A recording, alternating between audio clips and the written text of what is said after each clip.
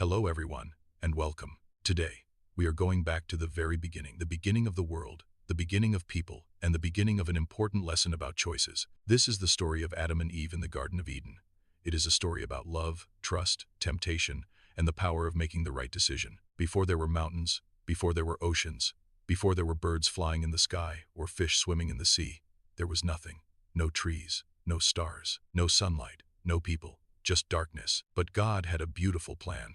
With his great power, God began to create the world. On the first day, he said, "Let there be light," and light shined into the darkness.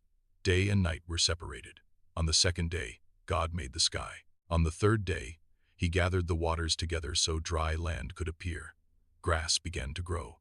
Flowers bloomed in bright colors. Trees filled with sweet fruit stood tall and strong. On the fourth day, God placed the sun in the sky to shine during the day, and the moon and stars to glow at night. On the fifth day, he created birds to fly in the sky and fish to swim in the sea. On the sixth day, God created animals of every kind: big elephants, strong lions, gentle deer, tiny ants, playful monkeys, and creatures large and small filled the earth. Then God did something very special. He created a human being.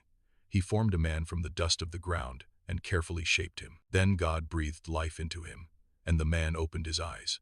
His name was Adam. God placed Adam in a beautiful garden called Eden. The garden was full of life and color. Tall trees were heavy with fruit. Clear rivers flowed gently through the land. The air was fresh and clean. The grass was soft beneath his feet. Animals lived peacefully together. Nothing was dangerous. Nothing was broken. God gave Adam an important job. He was to take care of the garden and name the animals. Imagine Adam meeting each animal one by one. He may have smiled at the tall giraffe and given it its name. A warm, joyful biblical scene of Adam in the Garden of Eden meeting animals for the first time. Adam stands in a lush, vibrant paradise, filled with tall green trees, colorful flowers, and a peaceful. But even in that perfect place, something was missing. Adam was alone. The animals had partners, but Adam did not have someone like him. And God said something very important. It is not good for the man to be alone. So God caused Adam to fall into a deep sleep. While Adam slept, God took one of his ribs and formed a woman. When Adam woke up and saw her, he felt joy in his heart. For the first time, he saw someone like himself, someone who could speak, laugh, and think as he did. Her name was Eve. Adam and Eve lived together in peace and happiness. They were not ashamed. They were not afraid. They had everything they needed. And most wonderful of all, they walked with God in the garden. Imagine walking and talking with the one who created the stars. That was their daily life. God gave them freedom to eat from any tree in the garden. There were fruits of every kind, sweet and delicious. But in the middle of the garden stood two special trees, the tree of life and the tree of the knowledge of good and evil. God gave them one clear instruction. They could eat from every tree except one. They must not eat from the tree of the knowledge of good and evil. If they did, they would surely die. The rule was simple. Everything was theirs except that one tree. Now there was a serpent in the garden. The serpent was more clever than the other animals. One day, while Eve was near the forbidden tree, the serpent spoke to her. It asked, "Did God really say you must not eat from any tree in the garden?" Eve answered, "We may eat from the trees in the garden, but God said we must not eat from the tree in the middle of the garden. If we do, we will die." The serpent whispered something dangerous. "You will not surely die. God knows that, when you eat it, your eyes will be opened. You will be like God, knowing good and evil." Eve looked at the fruit.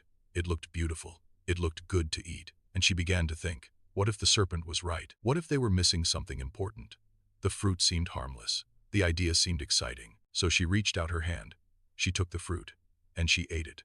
Then she gave some to Adam, who was with her, and he ate it too. In that very moment, everything changed.